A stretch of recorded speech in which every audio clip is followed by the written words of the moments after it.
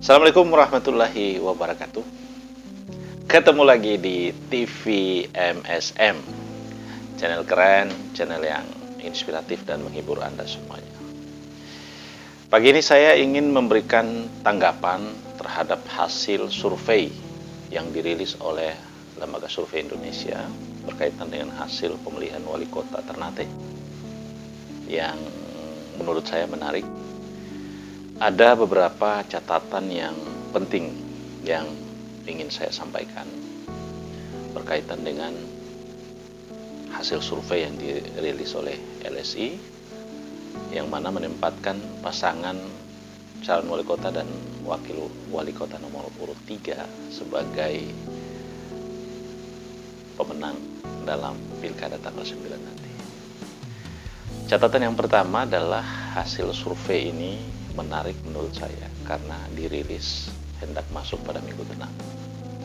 Catatan yang kedua adalah beberapa alasan yang disampaikan dalam hasil survei itu, termasuk soal tingkat kepuasan, tingkat kesukaan. Salah satu diantaranya adalah kesukaan pada visi dan misi MHB Gas. Nah, ini yang menarik. Padahal publik Ternate juga menyaksikan beberapa sesi debat yang digelar, baik dilakukan secara manual maupun dilakukan secara live di News TV. Jelas sekali menggambarkan siapa yang lebih dominan dan memahami secara konseptual maupun secara implementasi visi misi yang dijabarkan oleh pasangan calon. Sebab banyak pihak mengatakan bahwa sesungguhnya dalam kaitan dengan penyampaian visi misi pasangan nomor urut 3 ini ya paling terendah dari 4 pasangan. Itu banyak pihak mengatakan begitu. Dan faktanya memang ketika penyampaian visi misi, penjabaran yang disampaikan oleh pasangan nomor urut 3 ini justru sama sekali tidak menggambarkan yang bersangkutan memiliki kemampuan secara kumulatif dalam mempresentasi apa yang menjadi kebutuhan terkait dengan pembangunan kota Ternate ke depan. Survei ini menarik, perlu kita simak karena pertama disampaikan dalam rentang waktu yang sangat singkat. Bentar lagi kita memasuki minggu tenang dan semua pihak dihimbau untuk tidak lagi melakukan kampanye. Nah, menarik menurut saya karena ini akan memindahkan opini dan membangun suatu opini baru. Memindahkan opini begini, orang yang harusnya dominan dalam konteks pemilihan nanti atau menempati posisi pertama di masyarakat oleh karena penyampaian visi misinya dan kemudian konsolidasinya itu digeser dengan opini survei. Dan memang tren survei ini dalam pilkada selalu dijadikan alasan utama untuk memenangkan pasangan calon. Sehingga ada dua pertanyaan yang muncul. LSI ini lembaga survei independen atau memang konsultan politik? Kalau dia konsultan politik MHB Gas, menurut saya itu tidak ada yang keliru. Tetapi kalau dia lembaga survei yang independen, harusnya tidak dirilis di waktu-waktu yang saat ini. Nah, memang kita tidak menyalahkan karena itu hak lembaga survei dan hak pasangan calon untuk mendapatkan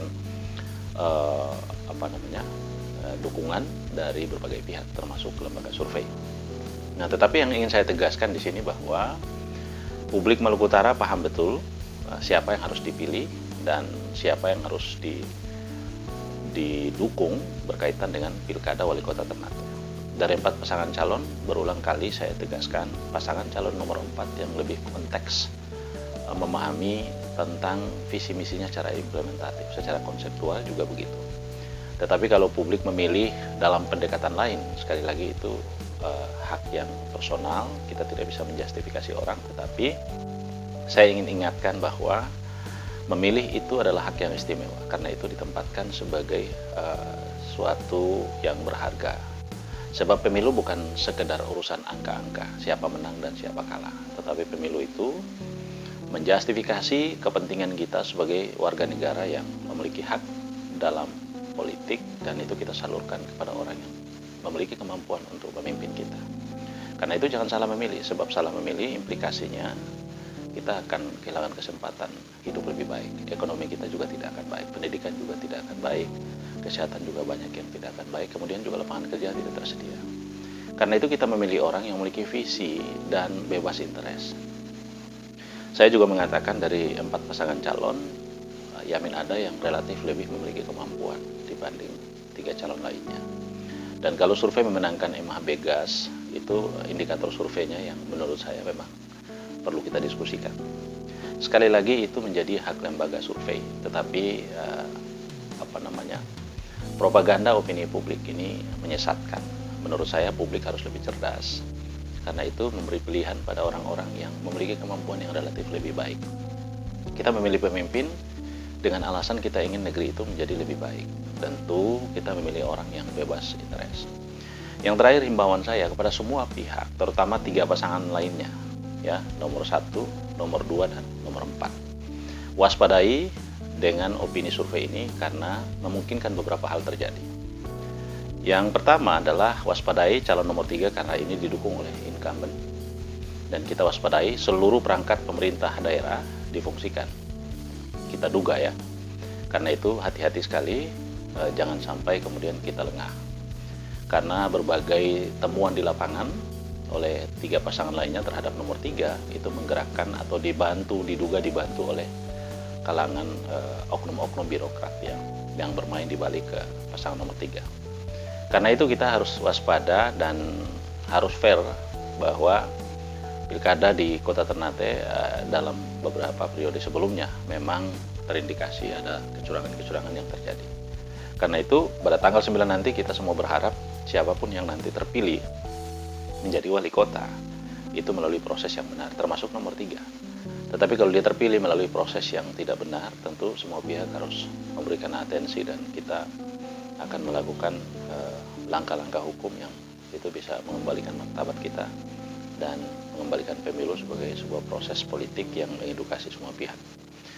Saya kira itu yang penting menurut saya. Catatan yang terakhir saya adalah tanggal 9 itu adalah hari bersejarah buat kita yang memilih. Karena itu jadikan tanggal 9 sebagai hari yang menentukan kita memilih orang yang memiliki kemampuan untuk membangun negeri. Jangan sia-siakan hak pilih Anda, karena salah Anda memilih, anak Anda, cucu Anda, tetangga Anda, semua ikut menderita. Sebab menjadi pemimpin itu tidak mudah, menjadi contoh dan harus mampu memberi yang terbaik kepada masyarakat. Karena itu orang yang kita pilih harus lebih mampu dari kita. Jangan sampai kita yang memiliki kemampuan memilih orang yang tidak mampu. Orang yang memiliki latar belakang yang cukup, rekam jejak juga bagus. Dan saya kira semua tahu pasangan yang ada ini memiliki rekam jejak seperti apa.